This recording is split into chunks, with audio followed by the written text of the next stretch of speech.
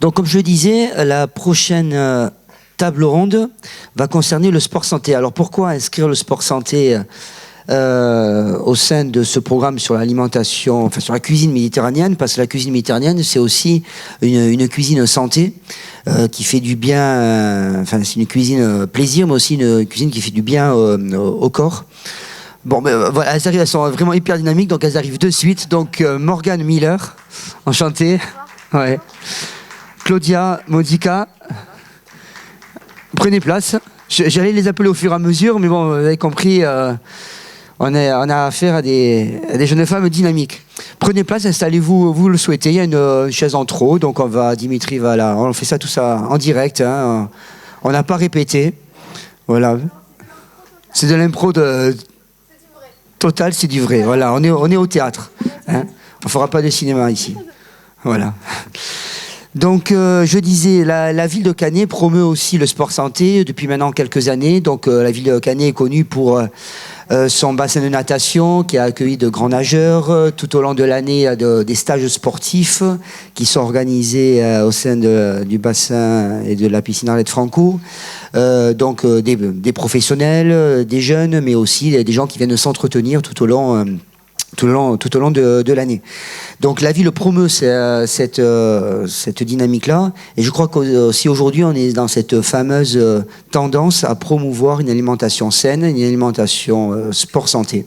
Donc à cet effet, j'ai convié 3 personnes qui œuvrent dans ce domaine-là. Je vais les présenter. Bravo. Alors, tout d'abord, elles sont toutes 3 d'ici. Certaines se sont un peu expatriées, mais elles sont quand même toutes 3 d'ici. Donc, ce sont des produits de notre terroir, puisqu'on vient d'évoquer le tourisme et le patrimoine local. Donc, on est sur du pur produit de notre terroir. Donc, je vais commencer par celle qui me photographie à l'instant, Morgane Miller. Donc, Morgane Miller est une comédienne, mannequin et animatrice née à Perpignan. Installée à Paris, elle se fait connaître en publiant sur Internet des vidéos prônant un mode de vie sain et à l'usage de produits naturels. Elle est fondatrice d'un concept qui s'appelle GIMP, qui enseigne 3 mouvements de base pour maîtriser la technique de la corde à sauter. Et depuis peu, The Vibe, avec son conjoint, elle développe et elle promeut donc cette façon de vivre en étant bien dans son corps, bien dans sa tête et tout en mangeant sainement. Une de ses phrases favorites, tout est possible dans la vie si on y met toute son énergie. N'est-ce pas, Morgane? Vous en savez plus que moi sur moi, Pascal. Vous me présentez mieux que je ne me présente. Je pense que je vais vous garder toute ma vie. Comme ça, dès que je dois me présenter, je ferai appel à vous. Merci. C'est ça, bravo. J'aurais dû j'espère que je vais être à la hauteur pour les 2 autres, alors. Donc, à l'opposé, Inès Josa. Inès Josa est diplômée en danse contemporaine. Elle enseigne et danse notamment dans la compagnie Paola Morezo qu'on a accueillie ici. En parallèle, Inès a suivi en 2024 une formation dans le domaine des cultures méditerranéennes au lycée agricole de Rivesaltes. Donc Inès est à la fois danseuse et agricultrice. Donc j'ai trouvé assez intéressant de l'inviter à ce double titre. Très impliquée auprès du monde vigneron, mais aussi dans la culture de l'olive, de l'amande et des agrumes. Ensuite, donc, je reprends mes petites fiches. J'espère ne bien la voir, sinon je vais improviser. Ben ouais, je suppose que je l'ai laissé la fiche concernant Claudia Modica. Donc, Claudia Modica, alors je vais le faire à l'impro, parce que j'ai dû laisser la fiche. Ah si, elle est là, pardon. Claudia Modica, donc ex-sportive de haut niveau dans le football. Elle est passionnée et diplômée de sciences de l'entraînement et de la nutrition. Après avoir terminé sa carrière de footballeuse, elle est coach certifiée à l'Institut de neurosciences appliquées.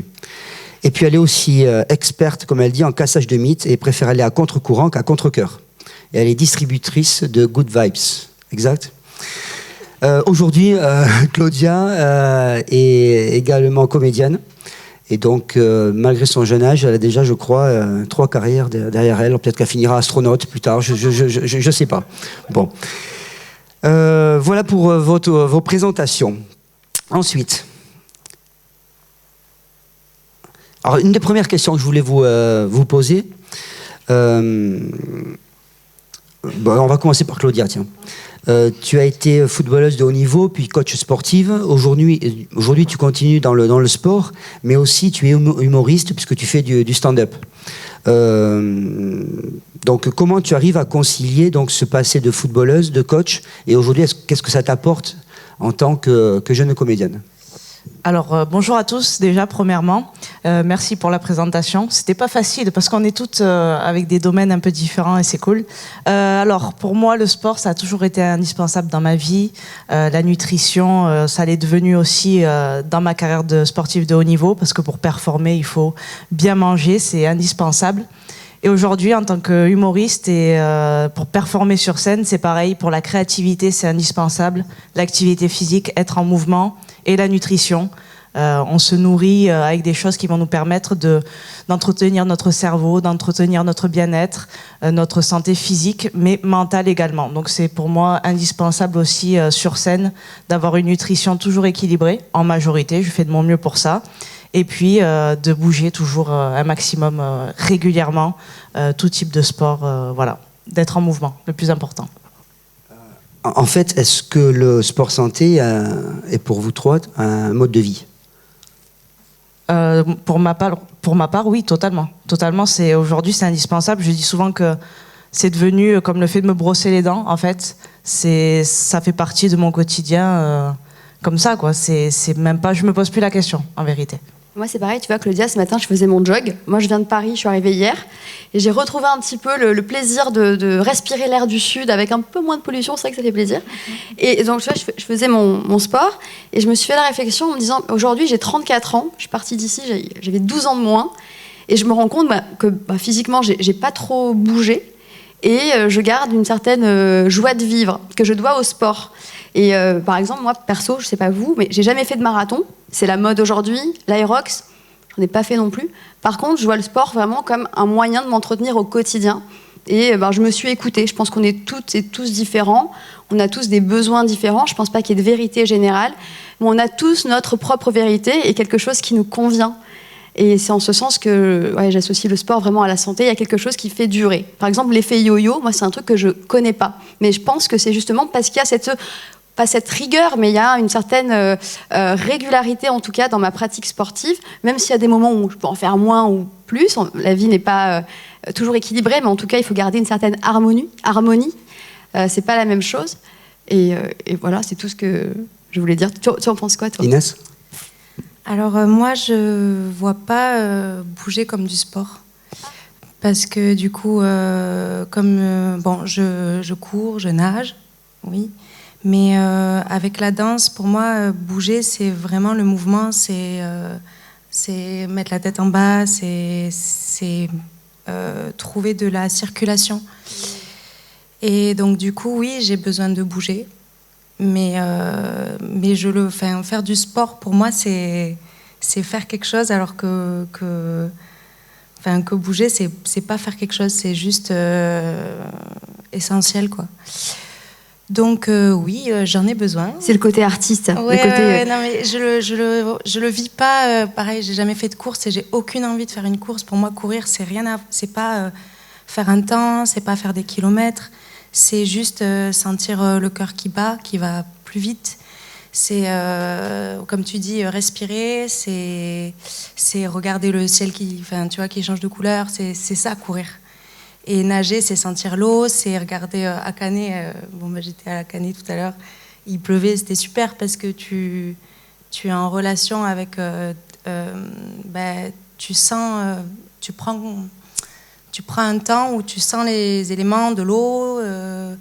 Voilà. Et ça, je trouve que ça, pour la santé, c'est essentiel. En fait, tu n'es pas dans le sport performance qu'on prône aujourd'hui. Et ça, c'est vraiment important. D'ailleurs, Claudia, tu as lancé un truc. Alors, moi, je la suis sur Insta. On est sur Instagram. Toi aussi, tu dois être sur Insta, j'imagine. Ouais, bon. Nous, on est très actifs avec Claudia sur Insta et on se suit mutuellement.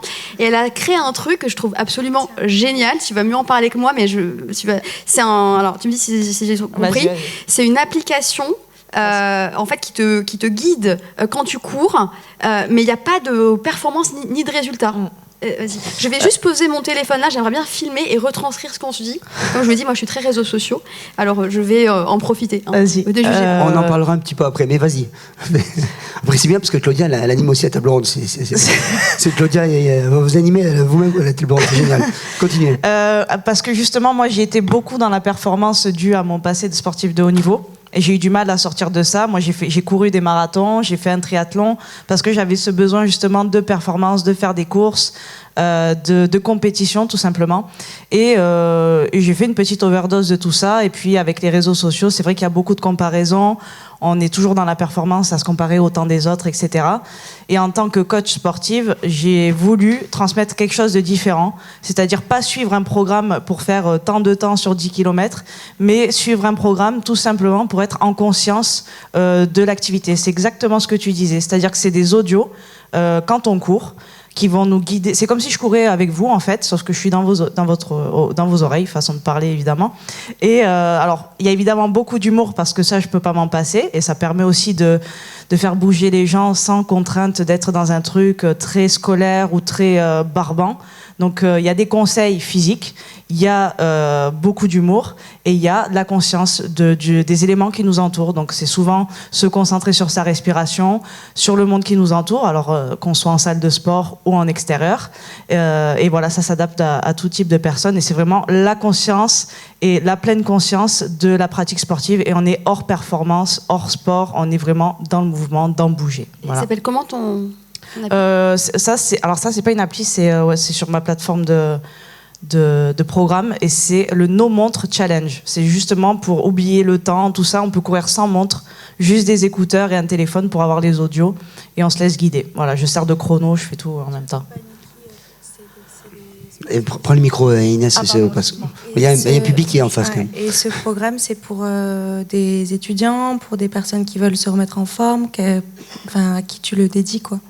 Alors c'est principalement des débutants ou des personnes qui veulent se remettre à courir, tout simplement. Voilà, c'est pas vraiment pour de la performance, donc débutants et redécouverte. Moi, je vais l'écouter rien que pour les blagues, ce qui est très drôle. Ouais, il paraît que je fais rire les gens en courant. Bon, après, je pense que c'est une bonne chose. C'est bien, tu arrives à concilier donc les deux. C'était ma question initiale, tu arrives à concilier les deux. Mais bon, en revanche, voilà, je vais rebondir sur ça, c'était une de mes questions. Finalement, vous faites la promotion d'une pratique sportive qui est très tournée vers l'intérieur, qui est très finalement individualiste. Et c'est vrai qu'il y a une tendance aussi, qu'on constate si on regarde les chiffres, c'est les pratiques en sport, en club, ont tendance à diminuer, notamment chez les plus jeunes, pour aller justement vers des pratiques de cet ordre-là. Donc promues par effectivement des coachs sportifs, soit avec un réel contact physique, soit avec simplement avec une appli ou avec une plateforme. Qu'est-ce que vous pensez un petit peu de ça? Enfin, moi, il y a quelques années, il y a 20 ans par exemple, le sport c'était des sports en club. Rare était, on le voit à travers la course à pied. La course à pied n'a jamais eu autant de coureurs qu'aujourd'hui, je crois. Donc, et c'est quand même une pratique assez individuelle, la course à pied. Parce que l'objectif, je pense, a changé. L'objectif sportif a changé. Je ne sais pas vous, pourquoi vous faites du sport. Mais alors, il y a deux catégories. Il y a les gens qui font du sport pour s'amuser. Souvent, les mecs ont besoin d'avoir ce côté ludique. Voilà, il y a des personnes qui ont besoin d'échanger, de faire du basket, de faire du tennis, d'avoir ce truc de fun. Et puis, il y a de plus en plus de personnes qui font du sport pour la santé, pour eux, parce qu'on prend conscience que, voilà, on a envie de vivre longtemps, en bonne santé. C'est vraiment une logique qui nous vient des États-Unis, de Los Angeles. Moi, je me rappelle quand j'étais au lycée à Bon Secours, il y a 15 ans. Je me souviens qu'à la sortie du lycée, j'étais une des seules à pas fumer, par exemple. Et on me disait, mais toi, t'es Miss Fruits. J'avais mes fruits à la sortie du lycée. Et je disais, ouais, mais je vais à la salle de sport en bas du lycée, là, et il y a les patrons qui viennent de Los Angeles, et ils nous ont dit que là-bas, c'est la mode des jus verts. Et dans 10 ans, on fera tous pareil, et on boira des jus détox. Et on me prenait un peu pour une extraterrestre. Et c'est vraiment venu ici 10 ans plus tard. Et aujourd'hui, voilà, on est de plus en plus à avoir cette conscience-là. Donc je pense que le sport est devenu vraiment quelque chose, un outil. En fait, on a pris conscience que notre corps était notre outil, notre machine à vivre en fait le plus longtemps possible. Et donc, je pense que cette pratique individuelle, elle vient de là aussi, de ce besoin de faire du sport non plus pour s'amuser, mais plutôt pour soi. Alors après, si on trouve du fun grâce à l'application de Claudia, c'est encore mieux. Incroyable. Ouais, et justement, à ce titre-là... Ouais, par rapport à l'individualisme, c'est ça. Oui. Alors, je pense que c'est propre à chacun. Je ne sais pas s'il y a une vérité générale là-dessus. Il y a des personnes qui sont vraiment attachées au fait d'être en club, de faire des rencontres ou d'être dans un truc un peu familial, de sortir des grandes chaînes de salles de sport, parce qu'on a vu des grandes chaînes qui se sont développées énormément, et notamment chez nous aussi. Et il y a des personnes qui sont attachées aux petites salles de sport de village, comme il y a dans des associations, tout simplement. Et d'autres personnes qui se sont mises au sport parce qu'elles étaient seules et qu'elles avaient besoin d'être seules, qu'elles avaient parfois peur du regard des autres également. Et les applications les ont aidées à ça, notamment durant le confinement. Ça a explosé aussi par rapport à ça. Et ça leur a permis de faire du sport alors qu'ils n'en faisaient pas. Maintenant, qu'est-ce qui est le mieux? Je ne sais pas, je pense que c'est de bouger tout simplement, qu'on soit seul ou en famille, quoi, on va dire. Oui, et puis tu vois, tu as parlé du confinement. Moi, je trouve que quand même, il y a un changement d'habitude à partir du confinement, puisque moi, par exemple, en tant que professeur de danse, on a vu très nettement, avant le confinement, on était à des nombres d'adhérents assez hauts. Et après, il y a eu, les gens commençaient à bouger seuls, à faire leurs activités seules, et au retour du confinement, ça a quand même baissé. Et du coup, il y a quand même eu un autre style, enfin en tout cas dans l'école dans laquelle je travaille, ça a changé le lien entre les gens, parce que les adhérents étaient beaucoup plus... venaient, oui, pour bouger, mais surtout, justement, ce que tu disais, pour vivre quelque chose ensemble. Et il y a eu plus d'investissement, quoi. Donc ça, je pense que cette période-là, ça a questionné les gens sur pourquoi ils allaient faire ci et comment ils le vivaient. Et c'est plus conscient comme pratique, ouais, tout à fait. Justement, est-ce qu'il y a un réel impact, selon vous, des réseaux sociaux sur ces pratiques sportives? Je pose particulièrement la question à Morgane, puisque tu es créatrice de contenu. Alors déjà, dire ce que c'est, qu'est-ce que tu fais au quotidien, et quel impact ça peut avoir sur les pratiques sportives des personnes? Alors moi, c'est très particulier parce que j'ai créé un concept sportif suite au Covid, justement. J'ai fait des vidéos corde à sauter sur la musique et ça a inspiré apparemment pas mal de monde. Et j'ai créé un concept justement dédié aux salles de sport, un concept autour de la corde à sauter, mais pas que, parce que ça s'appelle Jimp, donc c'est un mix entre la gym et le jump. À la base, moi, mon objectif, c'était de faire du B2B, donc de la vente aux salles de sport. Et il s'avère que ça a davantage fonctionné en B2C, donc aux particuliers. Donc j'ai vraiment été confrontée à cette réalité, qui est que les salles de sport fonctionnent, enfin les cours collectifs en tout cas, étaient vraiment en déclin et le sont toujours.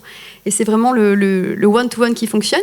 Et moi, j'ai bien marché justement sur les réseaux où les gens me demandaient de faire de plus en plus de vidéos pour s'inspirer. Donc je pense qu'il y a vraiment cette importance de l'Instagram. Mais il ne faut pas s'y perdre non plus parce qu'il y a aussi beaucoup de... C'est un monde d'images, les réseaux sociaux. Vous le savez, vous avez tous Insta, un Facebook. Et il faut faire la part des choses. Il y a beaucoup de personnes qui s'exposent... qui font l'apologie en fait, des corps parfait, mais derrière, il n'y a pas l'alimentation qui suit, il n'y a pas l'hygiène de vie, il n'y a pas le mindset, il n'y a pas la mentalité. Donc après, voilà, pourquoi on fait du sport, pourquoi on s'entraîne, c'est ça. Donc au quotidien, moi, j'essaye en tout cas de partager comment je vois le sport. Donc c'est une vision plutôt saine, en tout cas, je l'espère, pas parfaite, n'est-ce pas? Mais en tout cas avec des aliments frais. Donc je consomme une alimentation saine, équilibrée, avec des produits bruts le plus possible. Je ne prends pas forcément de compléments alimentaires ou de choses pour me transformer physiquement. Je pars du principe qu'il y a tout dans la nature et c'est ce que j'aime partager. Est-ce que tu penses, est-ce que tu as du moins la volonté d'être inspiratrice quand tu fais ça, de t'inscrire comme un modèle? Non, j'ai pas la partie. J'aurais pas comment dire. J'ai pas le mot là. Je n'aurais pas la prétention. Merci. Je n'aurais pas la prétention de figurer comme un modèle, mais en tout cas, j'aime bien que les choses que je fais fassent sens. Je pense qu'on a tous besoin de faire quelque chose qui fasse sens et qui aide les autres. Si ça peut aider, tant mieux. Mais en tout cas, je fais ça parce que ça me plaît. En fait, ça m'amuse. Donc voilà. Et c'est venu comme ça. D'ailleurs, j'ai été très surprise. Toi aussi, je pense, parfois, on est derrière notre écran et puis on ne se rend pas compte de l'impact que ça peut avoir. Et c'est quand je reçois des petits messages de personnes qui me disent « Oh, merci, ça m'a motivée ». Je dis « Purée, ah ouais, en fait, voilà, ça impacte les gens, donc il faut faire attention à ce qu'on dit, à ce qu'on fait, et on l'oublie aussi parfois, parce que déjà on n'est pas parfait, et heureusement, et puis on oublie que nous derrière notre écran, on est chez nous, on se rend pas compte du nombre de personnes qui vont regarder, comment elles vont prendre les choses, et voilà, faut faire attention. Inès, donc j'ai indiqué que tu avais suivi des études finalement au lycée agricole de Rivesaltes.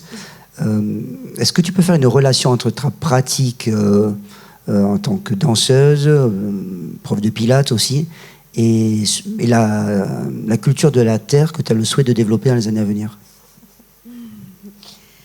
C'est l'histoire de ma vie.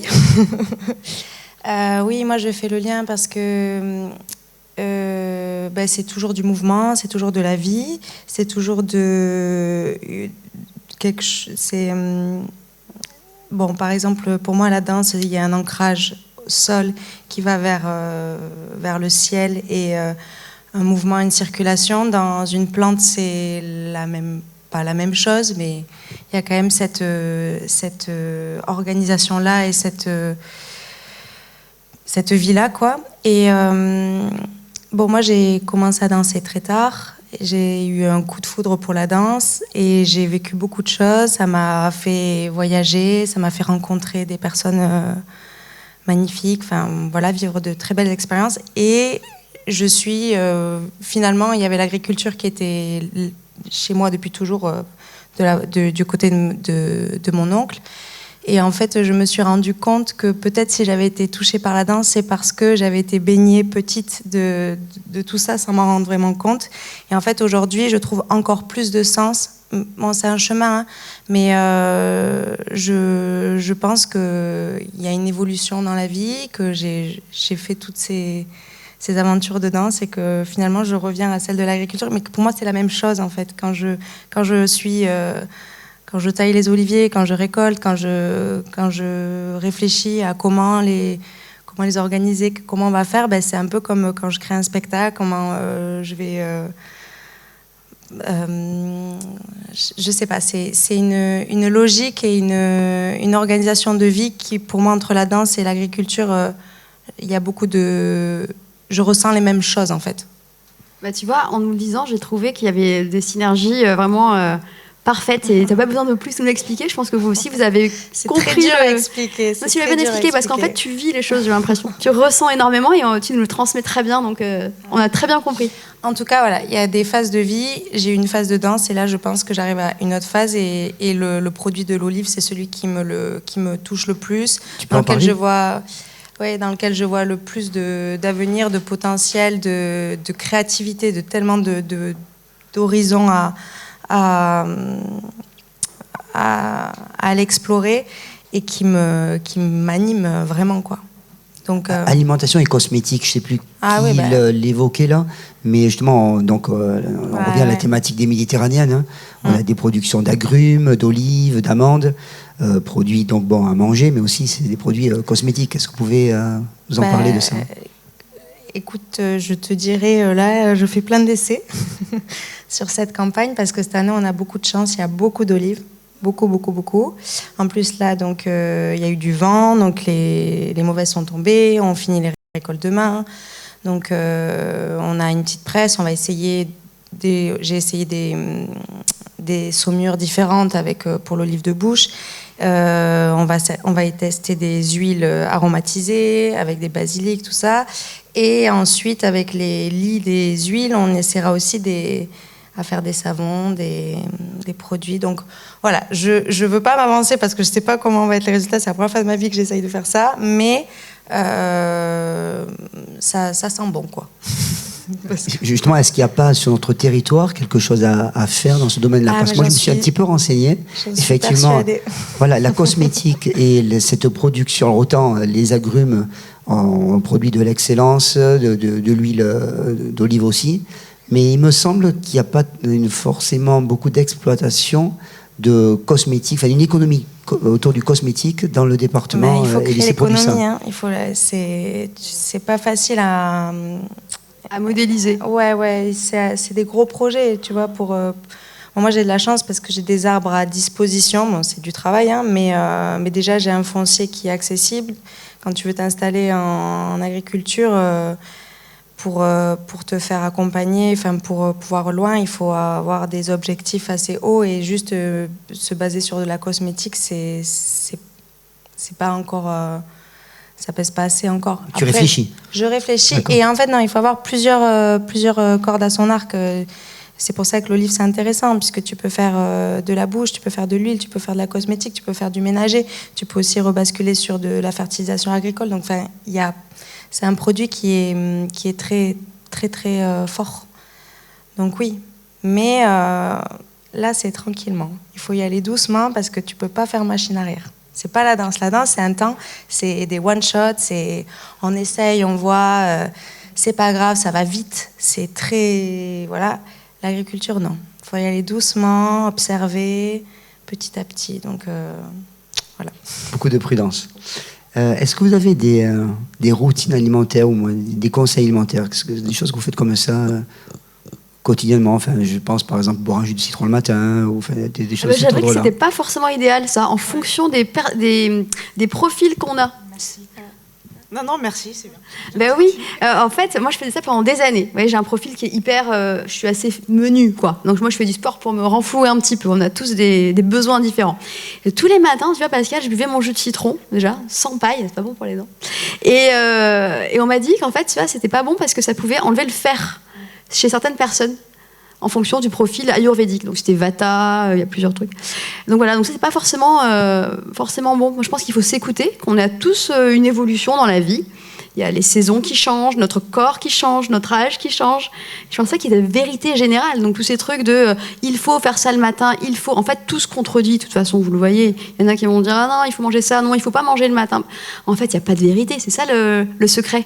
Qu'on a tous notre propre vérité. Il y a des fois, t'as faim, tu manges, t'as pas faim, tu manges pas. Ils font comment les animaux? Vous croyez qu'ils vont manger matin, midi et soir? Non. Donc moi, mon secret, c'est ça, c'est de m'écouter en fonction des saisons, toujours avoir une alimentation brute. Quand je vais au supermarché, par exemple, j'achète que des choses non transformées, que je transforme chez moi si j'ai envie, si j'ai le temps. Et le plus brut possible, beaucoup d'huile d'olive, ça c'est la base. Donc ouais, c'est ça moi, ma routine, c'est de l'huile d'olive. D'ailleurs, on va discuter parce que ça m'intéresse. Mais voilà, et se faire plaisir. Et il n'y a pas aussi, pardon, je vais finir avec ce truc, je vais vous laisser la parole, mais avec cette dimension de plaisir coupable ou de ce truc, dire, je me fais plaisir, allez, je me lâche. Mais en fait, moi ça me parle pas, ça je comprends pas. Ce truc de, moi que je mange de punition ou de, allez, j'ai craqué, j'ai mangé une crêpe. Ben non, ça fait partie de la vie. C'est pas craquer, c'est juste une question d'équilibre, d'harmonie. Voilà, moi j'ai pas de secret, j'ai juste de s'écouter. Voilà. Il faut se permettre les écarts. Et arrête Pascal, il n'y a pas d'écart. Il n'y a pas d'écart. Mais non. C'est de la continuité. Tout ça, c'est une continuité, il n'y a pas d'écart. En fait, si, je pense qu'il faut revoir un petit peu notre logique, c'est-à-dire retrouver notre instinct. On a perdu cet instinct. On est dans des sociétés où on nous file du sucre. À gogo, quand tu vas prendre un café ou un rooibos, là, à Paris, c'est la mode de ça, là. Un rooibos, on te le sert avec du sucre. Je dis, mais pourquoi vous mettez du sucre? Ah, ben parce que la poudre, elle est faite comme ça. En fait, on est drogué à ça. On se rend même plus compte. Donc, on ne sait même pas ce qui est bon pour nous. Pareil pour les additifs, les conservateurs. On en met partout. Donc, en fait, on sait tellement plus ce qui est bon pour nous et notre corps qu'en fait, on va chercher à droite à gauche. On va avoir des nutritionnistes. On va avoir sur Instagram qu'est-ce qu'un tel ou un tel qui a même pas de diplôme va nous dire ce qu'il faut qu'on mange.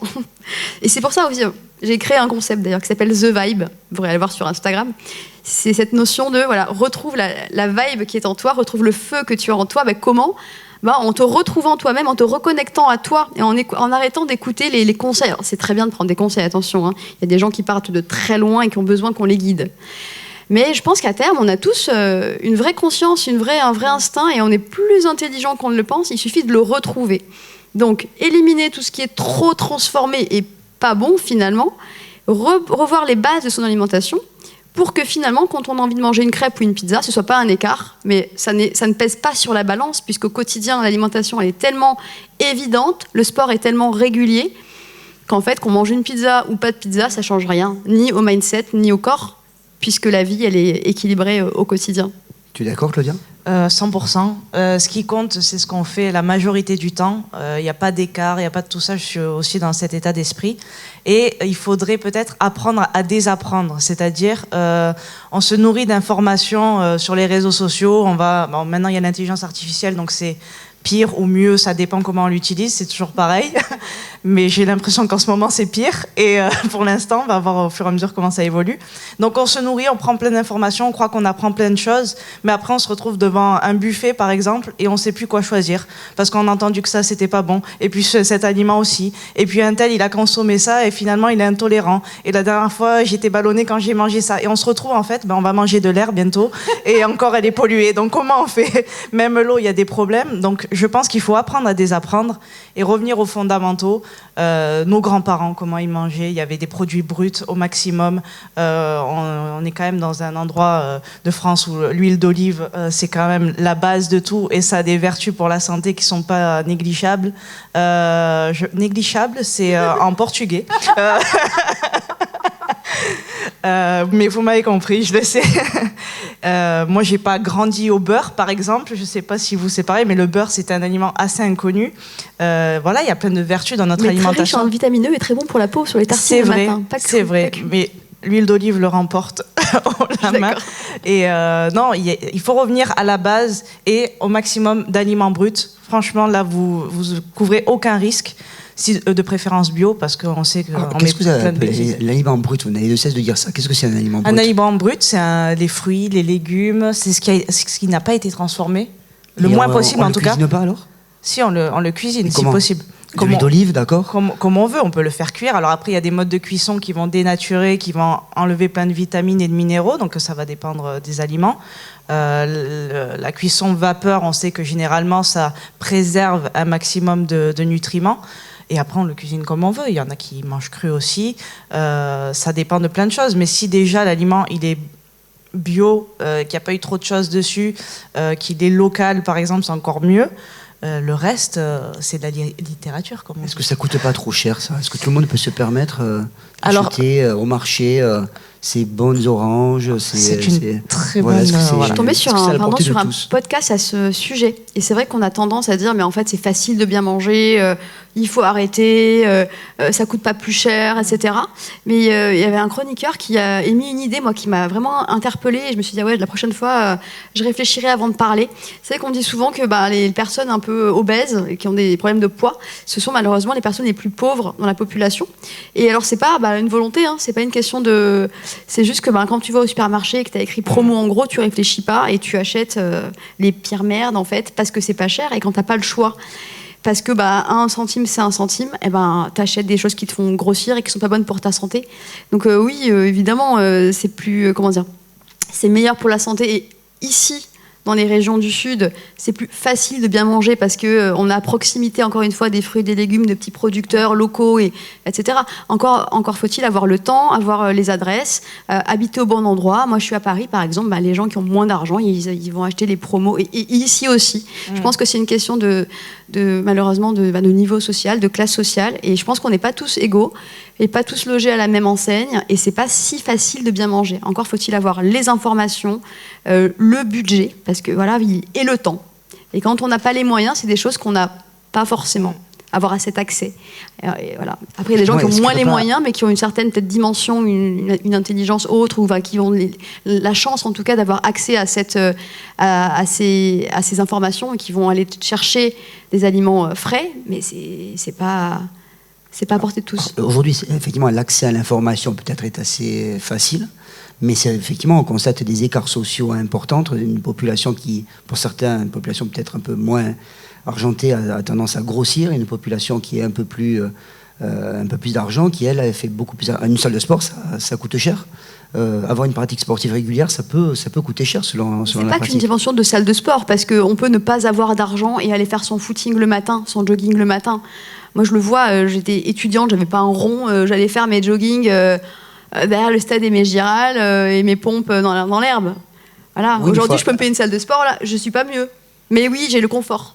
Mais après, ça, c'est une question pas de motivation, mais oui, il y a la motivation, il y a la chance d'avoir un élan aussi, quelque chose qui te pousse dans la vie. Et voilà, et c'est enfin, encore une fois, on a tous des parcours différents.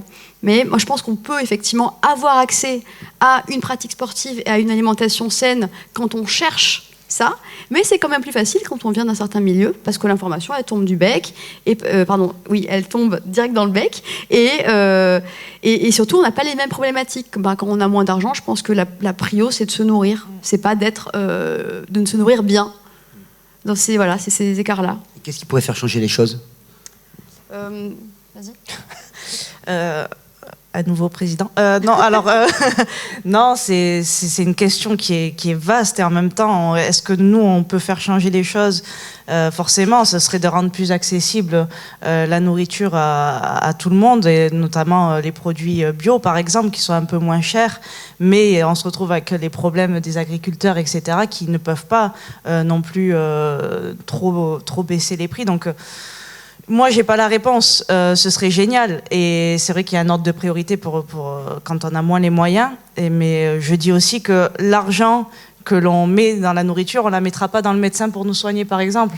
Mais bon, c'est facile à dire une fois encore. Et quand on se retrouve, entre guillemets, à l'agonie, il y a une ordre de priorité, c'est de se nourrir. Donc, je ne sais pas si tu veux rebondir là-dessus, parce que je suis en galère. Mais, on peut dire que... Vas-y, je t'en prie. La question que tu demandais, c'était... Est-ce que finalement, se nourrir sainement ne serait pas réservé à une certaine classe sociale, dans la mesure où ça coûte cher de bien se nourrir? Ouais, alors moi, je trouve qu'ici, ça coûte pas... Enfin, je sais pas à Paris, vraiment. J'ai vécu peu à Paris. Et j'avais de la chance de travailler dans la restauration, donc j'avais pas de soucis pour me nourrir. Mais ici... Moi, en plus, j'ai beaucoup de chance puisque je connais beaucoup d'agriculteurs qui travaillent bien et ça me coûte vraiment pas cher de bien me nourrir. Au contraire, je trouve que ça me coûte moins cher. Mais moi, la solution, je pense que c'est d'habituer des petits enfants dans les cantines. Doit être c'est pas que tout seul qu'on y arrive, c'est quand il y a tout le monde qui s'y met, qui dit ok, on va prendre les pommes. En plus, dans le département, on a de la chance d'avoir tous ces produits bruts qui, toute l'année, sont goûtus, plein de vitamines, et pas d'aller chercher ce qui peut-être coûte moins cher, j'en sais rien, mais en tout cas qui a été cultivé de manière... pas respectueuse ni pour l'environnement, ni pour le produit, ni pour le consommateur. Et si dès petits, les gens mangent ça, c'est sûr qu'ils ne savent pas comment bien manger et qu'il y a quelque chose qui est déjà... Donc bon, moi, souvent, j'ai tendance à dire la solution, c'est l'éducation dès le départ et d'essayer de... Ouais. Et après, tu sais, en fait, qu'est-ce qui est bon, tu reconnais les goûts, on le sait tous, tu vas manger 2 tomates, une que tu as achetée au supermarché, qui est pleine d'eau, qui n'a plus de vitamines, qui a poussé dans de l'eau, et tu en manges une qui a poussé dans de la terre, où on a gardé les graines. Enfin voilà, quelqu'un a mis de l'amour pour faire ces tomates-là, mais ça n'a rien à voir. C'est juste l'autre, tu vas mettre 3 tonnes de sel, de l'huile d'olive, plein de choses pour essayer de masquer. L'autre, tu vas la croquer comme ça, quoi. Et ça, il faut avoir le palais, il faut le savoir, il faut le reconnaître. En fait, il faut être éduqué à la curiosité. Ça ouais. commence effectivement dès le plus jeune âge. Ouais. Et c'est vrai que tu parlais de rituel. Moi, ça fait quelque temps que mon rituel, c'est d'essayer des choses. Genre de dire, ok, toutes les semaines, j'ai un panier de légumes de mon cousin. Il y a des légumes de saison, et donc il y a des légumes, des fois, que je ne connais pas. Et là, je me dis, ok, alors, gardons le produit, mais observons-le. Quel est son goût? Est-ce que c'est amer? Est-ce que c'est sucré? Est-ce que avec quoi je vais le mettre? Avec quelle épice? Est-ce que l'huile d'olive c'est bien? Ou peut-être essayons l'huile d'argan, essayons l'huile de noisette, qu'est-ce que ça va changer? Et ça, c'est un bonheur. Et tu prends plaisir parce que tu cherches, tu prends plaisir parce que tu le goûtes, et en plus après souvent tu le partages avec quelqu'un, quoi. Donc ça c'est encore autre chose. Et là ça devient se nourrir, ça devient et ça coûte pas forcément plus cher, quoi. En quelque sorte, le voyage peut être source d'inspiration pour tester, mieux se nourrir. Ouais. Et puis aussi, je trouve qu'avec les enfants, ça c'est trop bien de faire ça. Ils adorent essayer des choses. Donc ouais, moi, rituel, depuis quelque temps, c'est ça. C'est de me dire, ok, comment on le fait aujourd'hui, tu vois? Qu'est-ce qu'on mange? Qu'est-ce qu'on mange, ouais, mais comment on le mange, tu vois, aussi. Allez, Parce que sinon, une question piège là. Comment vous voyez-vous dans 20 ans? Chacune. C'est-à-dire Super clinique à Paris, je vous donnerai l'adresse. C'est pas vrai. Non, mais je me revois. J'espère être aussi en forme, moi, dans 20 ans. C'est ça mon objectif, en fait. C'est d'être en forme, d'avoir gardé mon corps tonique, surtout l'intérieur, les tendons, les muscles, les articulations, pas avoir mal, en fait. C'est ça, je me vois être en forme. En tout cas, je vais essayer. Claudia. Ah, pardon. Sans piège. Hein. Ah non, question Mais piège, mais merveilleuse. Mais si on pouvait choisir Oui. et que ça se passe comme ça. Avec des cheveux blancs, sans cheveux blancs. Alors j'en ai déjà depuis très longtemps. Voilà, merci pour ces confidences. Je voulais pas ce soir. J'espère l'Olympia déjà. Et ensuite, au niveau santé, pareil, pouvoir tout simplement continuer de faire des pratiques sportives qui m'intéressent, découvrir des nouvelles choses, ne pas être limité dans ma santé, tout simplement, pouvoir faire ce que je veux parce que je suis en bonne santé, que ce soit physique ou mentale, tout simplement. Voilà. Ça devrait bien se passer quand même, non? D'ailleurs, une question pour Claudia. Est-ce que rire, c'est du sport?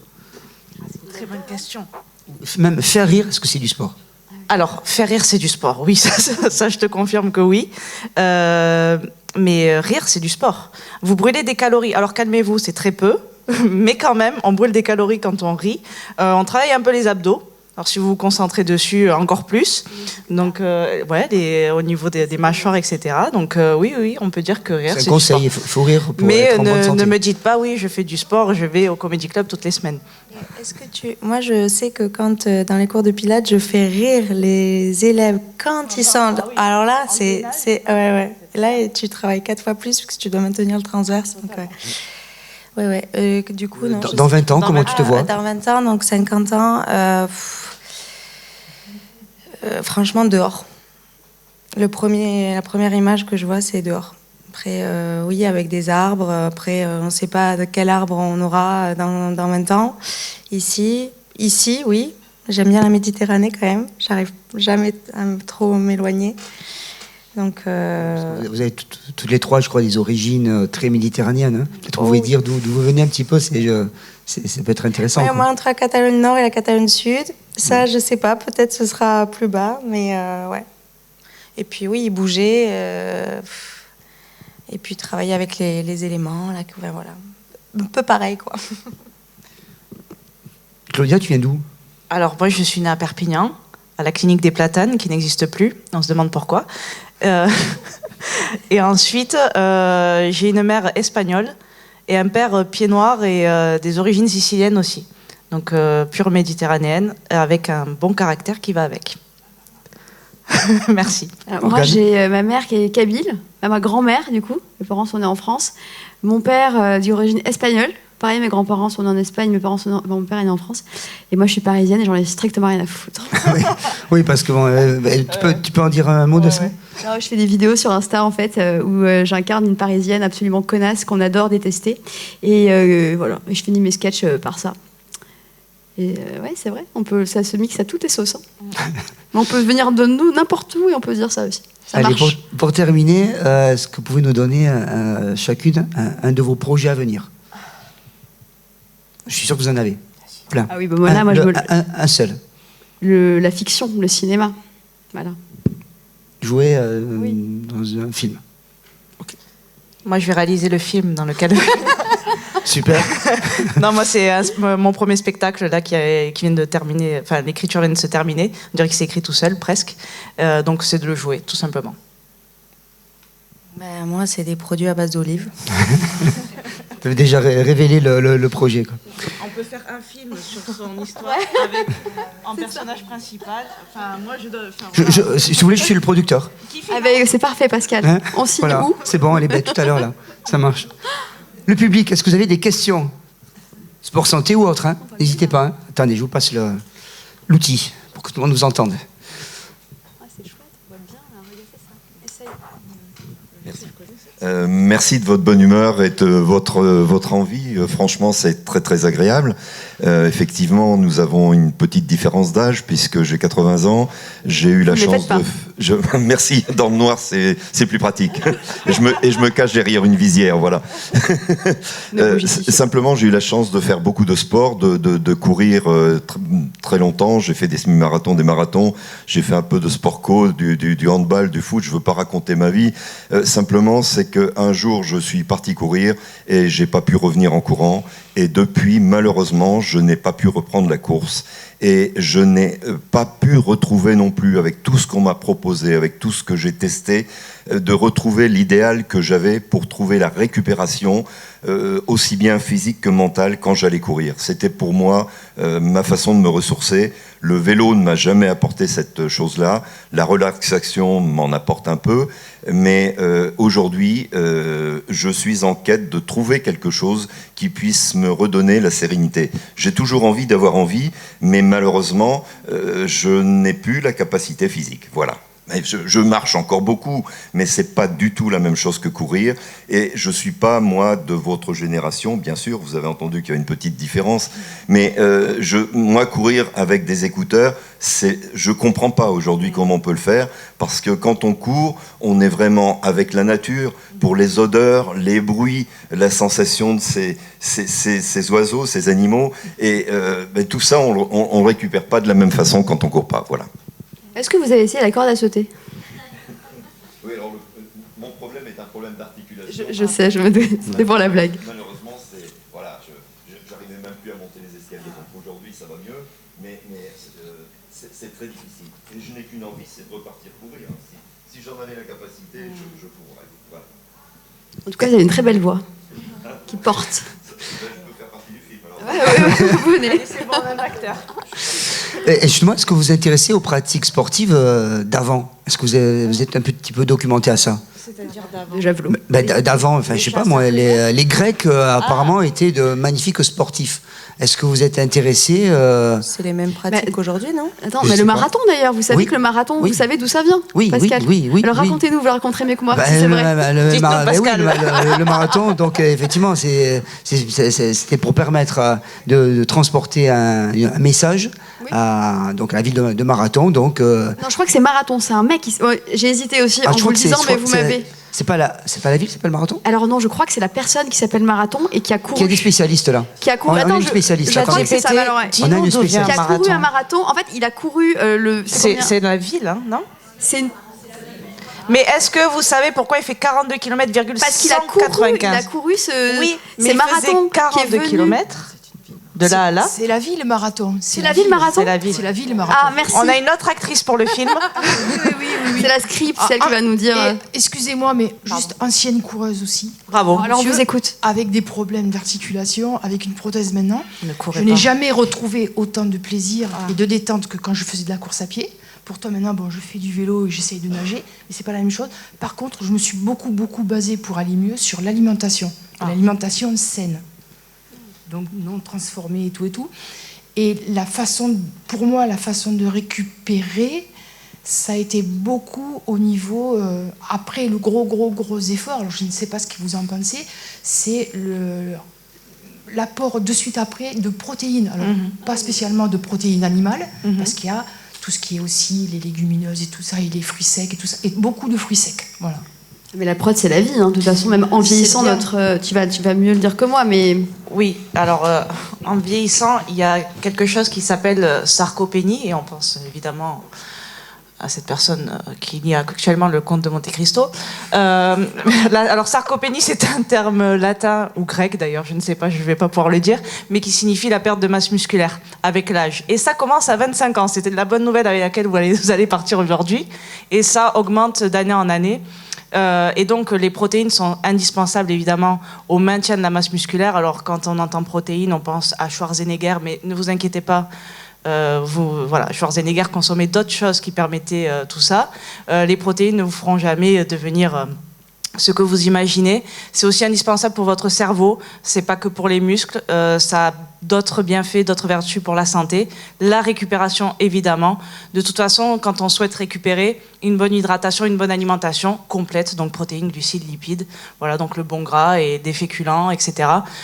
C'est indispensable. Voilà. Et merci pour cette précision et bravo. Vous êtes engagé pour le film. Et l'eau aussi. Je sais que les gens ne boivent pas assez. Il y a même des marques qui se créent, notamment Hydratis, Hydrologie, ils se créent des pastilles.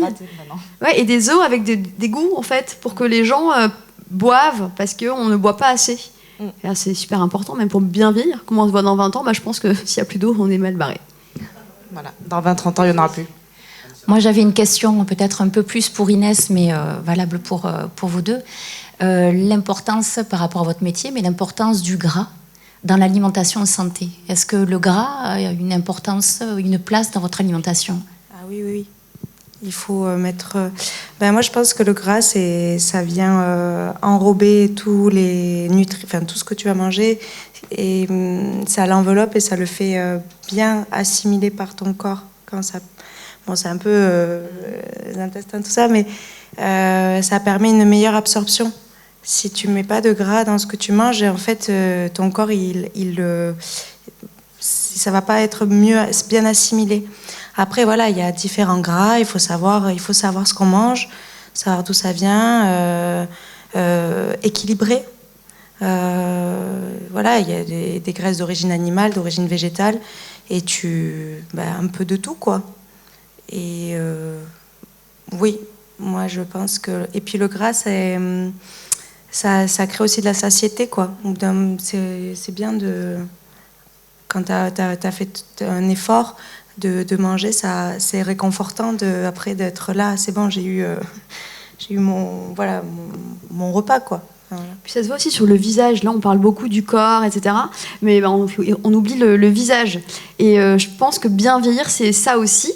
Et quand on est suffisamment hydraté, quand on mange suffisamment de lipides, de bons gras, de protéines, je trouve que ça se voit au niveau du visage. Ça sert à rien de vouloir être hyper fit et de manger que des trucs qui font maigrir. Après, elles ont toutes des visages comme ça. Je trouve pas ça très, très élégant, très glamour, et pas bon pour la santé non plus. Il vaut mieux être un petit peu plus en chair et en bonne santé, avoir un visage un peu plump, comme on dit, que être trop sèche ou trop sec et manquer de gras. Je pense que l'ennemi numéro 1, c'est le sucre raffiné, qui est une vraie drogue. Mais le gras, c'est super bon pour la santé, on en a besoin.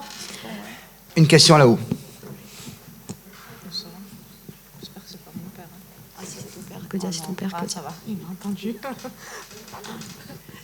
Oui, une question. Moi, j'ai toujours été très maigre. 45 kilos, tout habillé. Et puis, je me suis retrouvée à la ménopause. Alors, ok. Et là, tout a changé. Ah, j'ai hâte alors. Ah ben non, hein, je ne le souhaite pas. Hein. Oui. Alors, je ne sais pas ce que vous pouvez m'en dire, mais c'est pas évident. Ouais. Alors, moi, j'en suis pas à ce... Vas-y, réponds-nous. C'est assez complexe. Alors, la ménopause, étape importante de la vie d'une femme, n'est-ce pas, où beaucoup de changements vont s'opérer, et notamment, on voit beaucoup de femmes qui changent au niveau morphologique, qui vont prendre du poids, d'autres pas. C'est toujours pareil, tout le monde va réagir différemment. Et là, c'est vraiment avoir au cas par cas. Donc, se faire accompagner par des spécialistes dans le domaine. Est-ce qu'il y a une alimentation qui va mieux vous aller à vous et pas à d'autres, par exemple? Il n'y a pas de vérité générale, de toute façon, dans l'alimentation. Et encore moins sur la ménopause. C'est vraiment propre à chacun.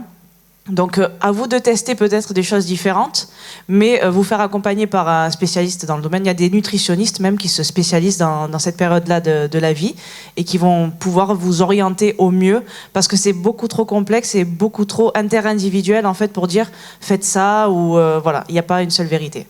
Voilà, donc c'est pas une réponse, vous repartez pas avec un bagage, avec ce qu'il faut faire, mais peut-être des pistes à explorer tout simplement. Merci à vous. Merci Morgane, merci Claudia, merci Inès. Merci. Une belle ovation à vous, je crois que vous êtes inspirante pour toutes. Alors voilà, j'annonce la suite du programme. Donc là, je vous invite à regagner le hall. On a des dégustations de plein de produits, notamment d'olives, d'amandes, de légumes, de fruits. Non, pas de légumes, de fruits. De fruits et aussi des ateliers. Un atelier sur la lactofermentation. On n'a pas parlé, mais un atelier sur la lactofermentation. Un atelier sur le pain au levain naturel. Et un atelier pour enfants. Voilà, donc dans le hall. Et ensuite, à 18h15, on se retrouve ici dans 1 heure pour un spectacle que je vais dire exceptionnel autour de la cuisine. Comment cuisiner les hommes. Il y aura un peu d'humour aussi. Assistez au spectacle, je vous en parlerai après. Merci à vous.